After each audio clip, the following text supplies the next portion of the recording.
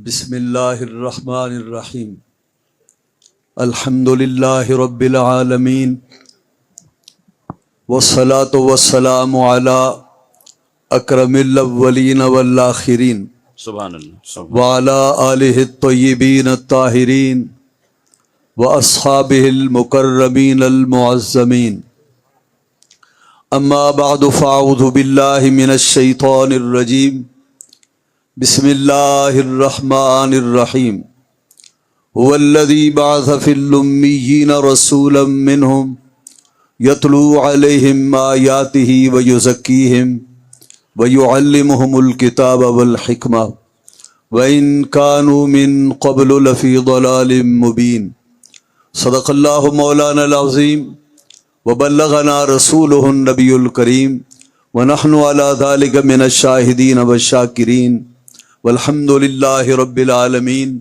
درود پاک بابا سے بلند اللہم صلی وسلم وبارک علی سیدنا و نبینا و شفیعنا و حبیبنا محمد و آلہ و صحبہ اجمعین۔ سبحان اللہ سبحان اللہ۔ مقتدر علماء کرام، معززین شہر،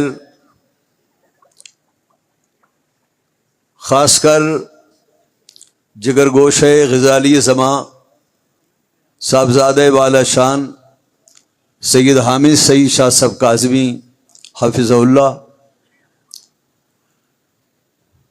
جگر گوشہ غزالی زماں شیخ الحدیث فاضل جلیل حضرت قبلہ سید ارشد سعید شاہ صاحب کاظمی دامت برکاتہم العالیہ، میرے سامنے تشریف فرما میرے دوستوں، بھائیوں اور عزیزوں، آج کا یہ عظیم الشان اجتماع جامعہ انوار العلوم کے جلسے دستار فضیلت کے موقع پر منعقد ہے، اور اس وقت ہم سب حضرت امام اہل سنت غزالی زماں رازی دوران علامہ سید احمد سعید شاہ صاحب کاظمی رحمہ اللہ کے زیر سایہ موجود ہیں۔ حضرت غزالی زماں رحمہ اللہ کی شخصیت سے، ان کے علمی مقام سے، ان کی گراں قدر دینی خدمات سے کون شخص ہے جو ناواقف و اجنبی ہو؟ انتہائی مسرت کی بات یہ ہے، حضرت غزالی زمانے جو علمی اثاثہ اہل سنت و جماعت میں چھوڑا، ان کے شہزادگان نے صرف اسے قائم نہیں رکھا، جاری نہیں رکھا، بلکہ اس اثاثے کو اور ان کے مشن کو بہت حیران کن حد تک آگے بڑھایا، اور انشاءاللہ العزیز ان کے علمی کارناموں اور دینی خدمات کی بنیاد پر ضرور غزالی زماں رحمہ اللہ کی روح مبارک تر و تازہ ہوگی، مسرور ہوگی۔ بے شک بے شک۔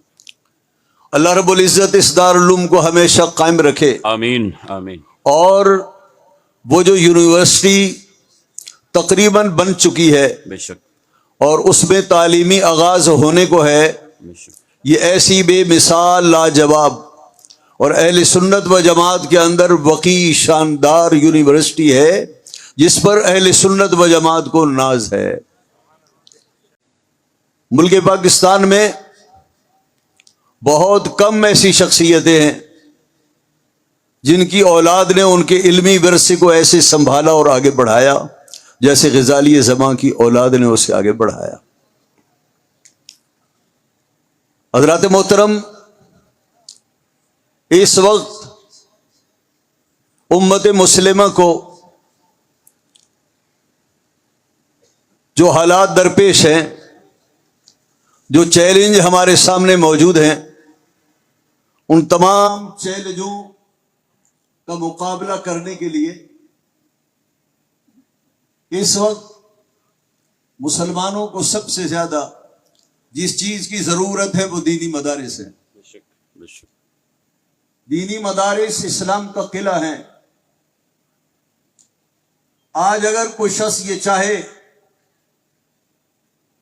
کہ اسلام سر بلند رہے، دین مضبوط رہے، تو اس کا بہترین طریقہ یہ ہے کہ دینی مدارس کو مضبوط بنائیے. بے شک. یہ مدارس جس قدر مضبوط ہوں گے اسلام مضبوط ہوگا، اور جس دن یہ مدارس کمزور پڑ گئے خدا نہ خواستہ تو یوں سمجھیے کہ اسلام کمزور ہو گیا. بے شک. ان دینی مدارس نے قوم کو بہت دیا، بے شک. بہت دیا. میں کہا کرتا ہوں دنیا میں اس وقت سینکڑوں ہزاروں کی تعداد میں این جی اوز کام کر رہی ہیں. توجہ ہے حضرات کی؟ اس وقت دنیا میں سینکڑوں ہزاروں این جی اوز کام کر رہی ہیں. میں بڑے وثوق سے کہتا ہوں کہ دینی مدارس جیسی کوئی ایک این جی او ہمیں دکھا دو. بے شک. کیا آپ نے کوئی ایسا رفاہی ادارہ دیکھا کہ جہاں ایک سائل آئے، ایک طالب علم آئے اور اس کی جیب بھی خالی ہو، اس کا سینہ بھی خالی ہو، واہ واہ. مدرسے میں آ کر اس کا باپ اسے لے کر آئے، اسے داخلہ دلائے، اور داخلہ فیس کے نام سے اسے ایک دھیلا وصول نہ کیا جائے، رہائش کے پیسے نہ لیے جائیں، کھانے کے پیسے نہ لیے جائیں، ٹیوشن فیس کے نام پر پیسہ نہ لیا جائے، بجلی بل کی مد میں اسے ایک دھیلا وصول نہ کیا جائے، بیمار پڑ جائے تو اس کا علاج کیا جائے، کپڑوں کی ضرورت ہو تو اس ضرورت کو پورا کیا جائے، اور گھر جانے کے پیسے نہ ہوں تو کرایہ بھی دیا جائے. یوں 8 سال بیت جائیں، مدرسے کو اس نے ایک دھیلا جمع نہیں کرایا، اور مدرسے نے اپنی ساری توانائیاں اس کے بڑے آدمی بننے پر صرف کر دی. 8 سال وہ مدرسے میں پڑھا، وہ خالی سینہ خالی جیب آیا، اور 8 سال کے بعد اس نے اس قدر پڑھا کہ جب گھر واپس گیا اپنے گاؤں اور علاقے میں تو اس کا جو دل تھا وہ نور ایمان سے، نور علم سے جگمگا رہا تھا. سبحان اللہ. سبحان اللہ. اور پھر اللہ رب العزت نے اس علمی دین کی بلبوتے پر اسے عزت کی روٹی اور روزی بھی عطا فرمائی. میں نے ایسا این جی او اپنی زندگی میں تو کوئی نہیں دیکھا. حضرات محترم، ان مدارس کی قدر کیجیے، بے شک. ان مدارس کی حوصلہ افزائی کیجیے، ان مدارس کی ہر طرح سے مدد کیجیے. یہ مدارس ہمارا مان ہے، یہ مدارس اسلام کا یقیناً صحیح معنوں میں مضبوط قلعہ. ایک ہمارے دوست کہتے تھے کہ جب ہم مدارس میں پڑھنے کے لیے نہیں آئے، اسکول پڑھتے تھے تو ہمیں استاد بتاتا تھا کہ ایک مسند ہوتا ہے، ایک مسند علیہ ہوتا ہے، ایک مسند ہوتا ہے، ایک مسند علیہ ہوتا ہے. اللہ. مدارس میں آئے مسند. اور کچی کلاس میں بیٹھے تو استاد نے بتایا کہ ایک مسند ہوتا ہے، ایک مسند علیہ ہوتا ہے. سبحان اللہ. مدارس کی برکتیں. حضرات محترم، اس وقت دنیا کو، عالم اسلام کو اور ہمیں 2 چیلنجوں کا مقابلہ تو یہ ہے کہ ایک طرف الہادی قوتیں سرگرم ہیں، ملحدین زندیق لوگ جمع ہیں، اور ایک لوگ ترجمہ پڑھ پڑھ کے اسکالر کے نام پر لوگوں کو بے وقوف بنا رہے ہیں. محقق ہیں، مدقق ہیں، نئی تحقیقیں. میں کہا کرتا ہوں کہ مجھے یہ بتائیے، توجہ ہے آپ حضرات کی، اگر آپ کو مکان بنانا ہو تو اس کے نقشے کے لیے آپ کسی جنرل اسٹور پہ جائیں گے؟ جی، اس کے فیلڈ کے آدمی کے پاس جائیں گے. اور اگر آپ بیمار ہوں تو آپ اپنے علاج کے لیے کسی راج مزدور کے پاس جائیں گے، کسی لیکچرر کے پاس جائیں گے، کسی عالم کے پاس جائیں گے، اس فیلڈ کا آدمی تلاش کریں گے. ایک عام سا آدمی بھی یہ سمجھتا ہے ہر کام ہر انسان نہیں کر سکتا جس کا کام اسے سانجھے. تو مجھے یہ بتائیے کہ جب ہر کام کے لیے اور ہر فیلڈ کے لیے اس کے ماہرین ہیں، تو مجھے یہ بتائیے کیا دین سیکھنے کے لیے بھی ماہرین موجود ہیں یا نہیں؟ تو پھر بتائیے دین کسی انجینئر سے سیکھنا چاہیے یا علماء سے سیکھنا واہ چاہیے؟ واہ واہ بتائیے. واہ واہ واہ واہ سبحان اللہ. عالم سے سیکھنا بے چاہیے. شک بے شک. اگر نماز کا مسئلہ پوچھنا ہو تو مولوی صاحب سے، زکوٰۃ کا مسئلہ تو مولوی صاحب سے، حج کے مسائل تو مولوی صاحب سے، اور جہاں پر بات آئے قرآن و حدیث کی تو وہاں بات انجینئر کی مانی جائے. یہ عجیب بے وقوفی ہے یا نہیں؟ بے شک. حضور نبی پاک صلی اللہ علیہ وسلم نے تو ہمیں یہ فرمایا العلماء ورثۃ الانبیاء، جو علماء ہیں وہ انبیاء کے وارث ہیں. انبیاء علیہ السلام نے علم کا اور دین کا جو ورثہ چھوڑا، اس کے امین اور ان کے وارث انبیاء علیہ السلام نے علماء کو بنایا. تو پھر بتائیے دین وارثوں سے پوچھنا چاہیے یا اللہ وارثوں سے پوچھنا چاہیے؟ بے شک بے شک. واہ واہ وارثوں واہ. سے پوچھنا چاہیے. عجب تماشا ہے. یہ بڑا مرض ہے. دینی مدرسہ دیکھا نہیں، مدرسے کے دروازے میں عبور نہیں کیا، قرآن کریم کے ترجمے پڑھے، احادیث طیبہ کا ترجمہ پڑھا تو عالم محقق مدقق بن گئے. بڑی عجیب بات ہے. حضرات محترم، صحابہ کرام علیہم رضوان کی زبان کون تھی؟ کیا تھی زبان؟ بولیں. اور قرآن کریم کی زبان عربی. ہمارے آقا اور مولا کی زبان عربی. تو قرآن کریم اردو والوں نے پڑھا تو انہوں نے کہا کہ ہم نے ترجمہ پڑھ لیا، کسی استاد سے پڑھنے کی ضرورت نہیں. لیکن جن عربوں میں قرآن کریم نازل ہوا اور وہ قرآن کریم کے اولی مخاطب تھے، انہوں نے کبھی عرض نہیں کیا یا رسول اللہ حضور تفسیر کیوں بتاتے ہیں؟ قرآن تو ہماری زبان میں اترا ہے، ہم عربی ہیں، قرآن کریم ہم سے بہتر کون جان سکتا ہے؟ اس کے باوجود اللہ رب العزت اپنے محبوب کی بعثت کے 3 منصب بیان فرماتا ہے. فرمایا هو الذی بعث فی الامیین رسولا منہم، اللہ وہ ہے جس نے ان پڑھوں میں، نہ خواندہ لوگوں میں عظیم الشان رسول بھیجا. سبحان اللہ سبحان اللہ. یتلو علیہم آیاتہ، وہ رسول ان امیین میں قرآن کریم کی تلاوت فرماتا ہے. ویزکیہم، اور ان کے دلوں کو پاک صاف ستھرا فرماتا ہے. ویعلمہم الکتاب والحکمہ، اور یہ جو ہمارا رسول عظیم ہے یہ ان لوگوں کو حکمت اور کتاب کی تعلیم بھی دیتا ہے. تو اللہ نے اپنے محبوب کے 3 مناصب میں سے 3 منصب کون سے بیان کیے؟ میرا محبوب قرآن کریم کی تم پر تلاوت فرماتا ہے، بتاتا ہے کہ قرآن کریم اس طرح سے پڑھو جیسے میں پڑھتا ہوں، اور میرا محبوب تمہیں تعلیم دیتا ہے، قرآن کی تعلیم دیتا ہے. اگر آپ توجہ دیں تو آپ کو معلوم ہوگا کہ یہ جو ہمارا دین ہے یہ سارے کا سارا نقل و سماع پر موقوف ہے. قرآن کریم کی تلاوت ہم اپنے قیاس اور عقل سے نہیں کر سکتے. قرآن کریم کی تلاوت نبی پاک کی تلاوت کے تابع ہے. نبی پاک صلی اللہ علیہ وسلم نے جیسے تلاوت فرمائی اور جتنی قراتوں میں تلاوت فرمائی، بس اس حد تک اس سے بڑھ کر ہم تلاوت نہیں کر سکتے. ہماری تلاوت بھی سماعی ہے، سننے پر موقوف ہے، اور ہماری تعلیمی کتاب و حکمت بھی سماعی ہے. قرآن کریم کی تلاوت بھی سماعی اور قرآن کریم کی لکھائی اور طرز کتابت بھی سماعی. ایک مولوی صاحب کہہ رہے تھے پچھلے دنوں، بدبخت، وہ کہہ رہے تھے کہ نبی پاک صلی اللہ علیہ وسلم چونکہ امی تھے، حضور صلی اللہ علیہ وسلم لکھنا پڑھنا نہیں جانتے تھے، نعوذ باللہ، اس لیے نبی پاک صلی اللہ علیہ وسلم پر جب کوئی آیت ہوتی، نازل ہوتی، تو آپ لوگوں کو ڈھونڈا کرتے تھے کہ کون ہے جو اس وحی کو لکھے. لکھنے والا اگر غلطی کرتا تو چونکہ حضور امی تھے، حضور کو معلوم نہیں ہوتا، وہ جو غلطی اس وقت ہوئی وہ اب تک آتی ہے، ابھی تک قائم ہے، ابھی تک موجود ہے. لعنت اللہ علی الکاذبین. اسے یہ معلوم نہیں، بے وقوف انسان. قرآن کریم، اس کے سارے علوم، اس کی طرز تلاوت اور اس کا طرز کتابت سارے کا سارا سماعی ہے.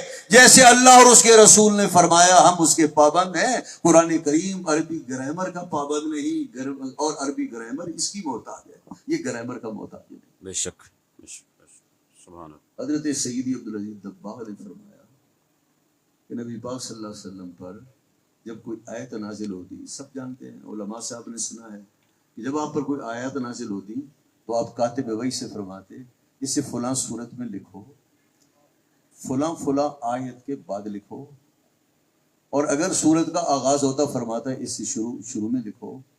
پھر نبی پاک صلی اللہ علیہ وسلم یہ بھی فرماتے کہ اس لفظ کی کتابت اس طرح کرو، اس طرح کرو اور اس طرح کرو. نبی پاک صلی اللہ تعالیٰ علیہ وسلم نے قرآن کریم اس طرح سے لوگوں کو بتایا، لکھایا جیسے اللہ کے محبوب کو اللہ نے بتایا، اور کاتبین نے ویسے لکھا جیسے اللہ کے محبوب نے ارشاد فرمایا. سیدی عبدالعزیز دباغ فرماتے ہیں اگر اللہ کسی کو نگاہ دے تو لوح محفوظ پر نظر ڈالے، قرآن کریم کی طرز کتابت ویسے ہی ہے جیسے لوح محفوظ کا طرز کتابت. سبحان اللہ سبحان اللہ.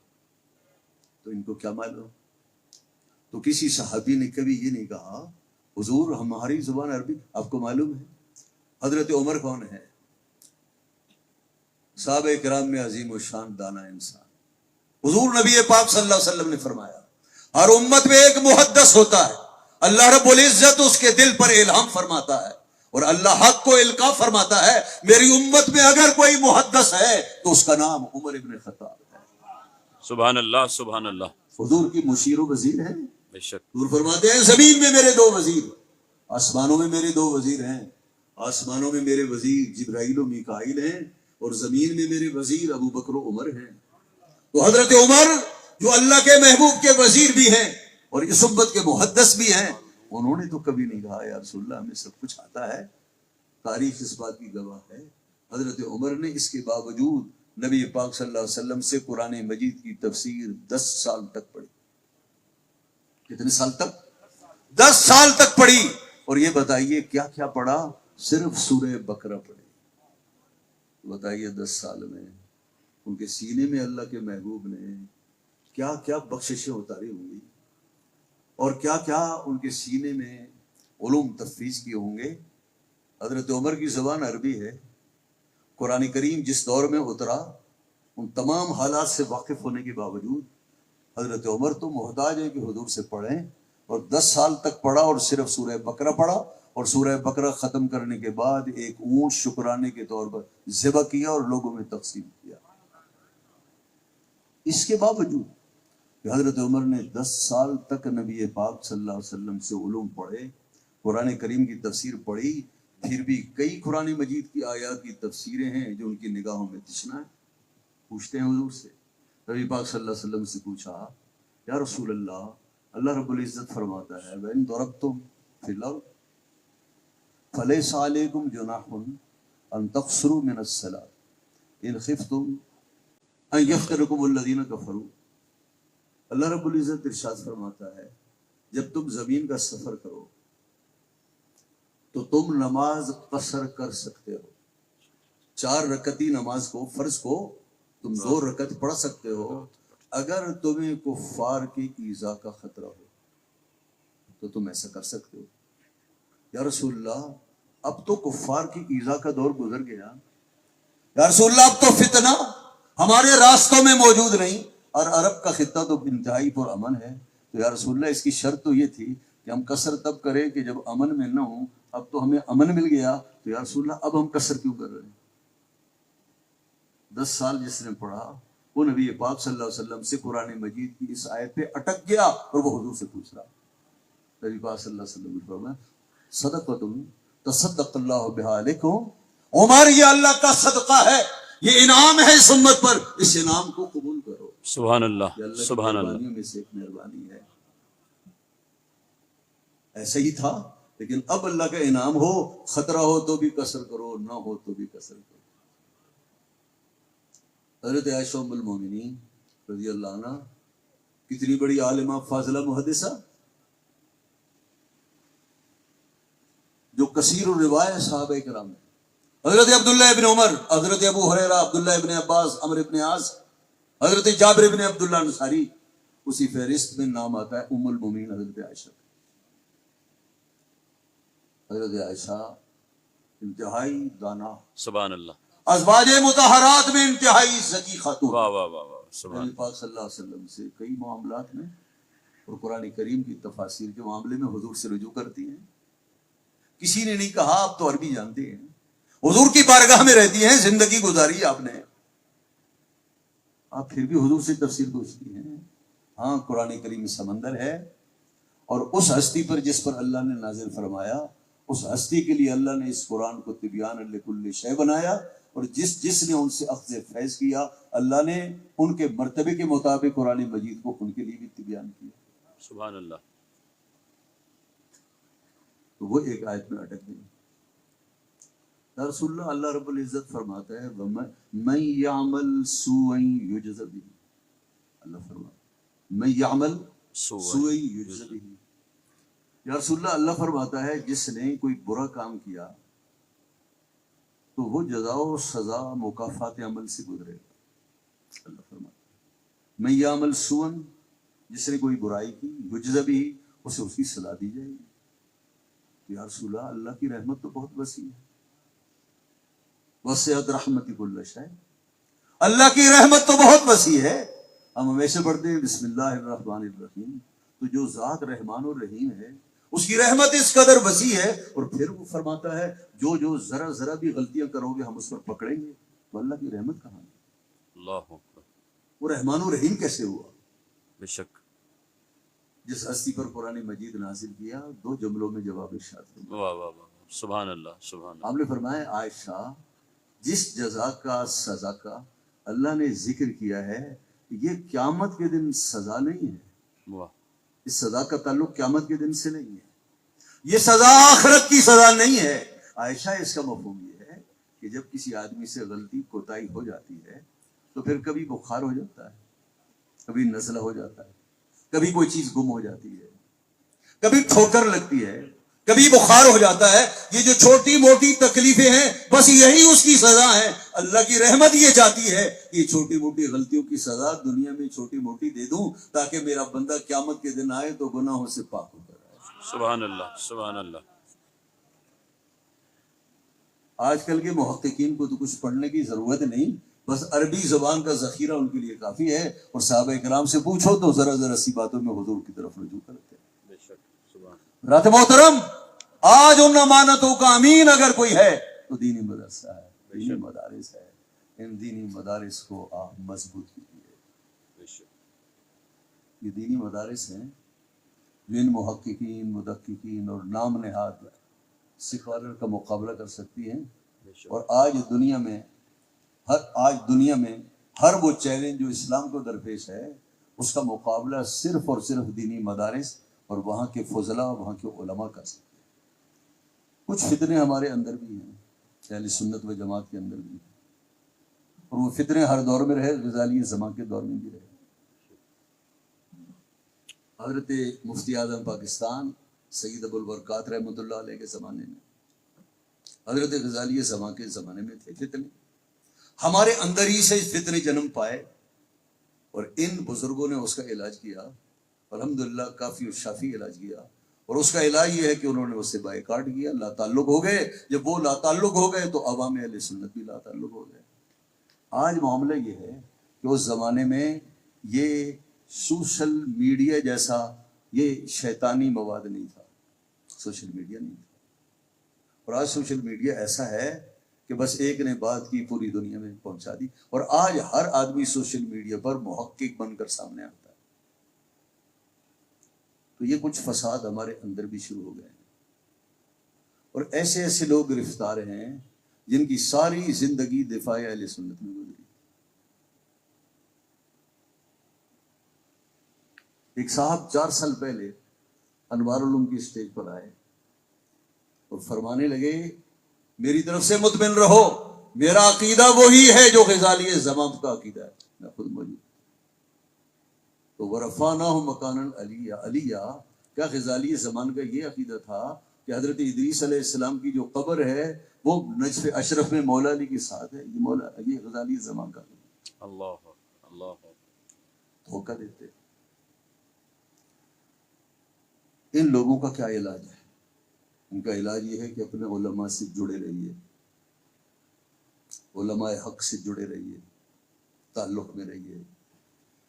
آپ اپنے علماء سے جڑے رہیں، یہ سلامتی کی ضمانت ہے. اور علماء سے کٹ جائیں گے تباہ ہو جائیں گے، برباد ہو جائیں گے، ہلاک ہو جائیں گے. علماء سے بیزاری ہلاکت ہے، اور علماء سے تعلق سلامتی کی راہ. علماء سے جڑے رہیے. بغیر نام لیے آپ سمجھ رہے ہیں بڑے بڑے نام تھے، طوطی بولتا تھا، آج دیکھیے کوئی انہیں پوچھتا بھی نہیں. تو وجہ کیا ہے؟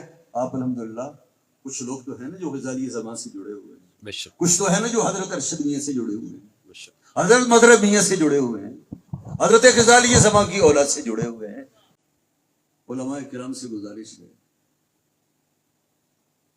کہ جن لوگوں نے دین میں مسلک میں خرابیاں پیدا کی ہیں، دین اور مسلک میں خرابیاں پیدا کی ہیں، ان حضرات کو گھیرا جائے، گھیرا تنگ کیا جائے، محبت پیار سے سمجھایا جائے، انہیں توبہ پہ مجبور کیا جائے. اور توبہ بھی توبہ ہو، مذاق نہ ہو. آج کتنے افسوس سے کہنا پڑتا ہے، ایک صاحب ہیں وہ حضرات صحابہ کرام علیہم رضوان کو للکارتے رہتے ہیں. استغفر استغفر ہر 2 4 6 ماہ کے بعد کسی نہ کسی صحابی کی گستاخی کرتے ہیں، اور جب پوچھا جائے تو کہا میں بھول گیا ہوں، توبہ کرتا ہوں. میری سمجھ میں بات نہیں آتی، انہوں نے اپنے محترم کے خلاف کبھی ان کی زبان نہیں بہکی، جب بھی بہکی صحابہ کرام کے خلاف بہکی. کبھی وہاں بھی بہکے نا، اگر آپ کی زبان پھسلتی ہے، اسے عادت ہے، تو کبھی اپنے محترم کے خلاف بھی تو پھسل کے دکھائے. پھر یہ کہا جاتا ہے کہ توبہ کی جائے، توبہ کی جائے. مرکز اہل سنت بریلی شریف میں وہاں سے فتاوی جاری ہوئے، بعض لوگوں کی تفسیق و تدلیل، اور اسے تو بہت زیادہ مرکز مانتے ہیں، سب کا مرکز ہے بریلی شریف. تو توبہ کرنی چاہیے، اور اللہ رب العزت انہیں توبہ کی توفیق عطا فرمائے. توبہ سچی ہونی چاہیے، مذاق نہیں ہونا چاہیے. بے شک مثال کے طور پر ایک شخص کی میں نے توبہ نامہ پڑھا، وہ لکھتا ہے میں اللہ کو مانتا ہوں، رسولوں کو مانتا ہوں، کتابوں کو مانتا ہوں، اور میں اعلیٰ حضرت امام اہل سنت کو، پھر میرے شاہ صاحب کو مانتا ہوں، میں حنفی ہوں. یہ توبہ نامہ ہے؟ اسے توبہ نامہ تو نہیں کہتے. توبہ نامہ یہ ہے کہ اب تک جو آپ نے گند پھیلایا، اس پر اللہ رب العزت کے حضور میں معافی مانگی، اور آپ یہ کہیے میری زبان فلاں فلاں کے موقع پر جو پھسلی، میں نے اہل سنت و جماعت کو تو میں نے گمراہ کیا، فلاں فلاں عقیدے کی بابت میں اللہ سے توبہ کرتا ہوں، ان چیزوں کی نشاندہی تو کرو.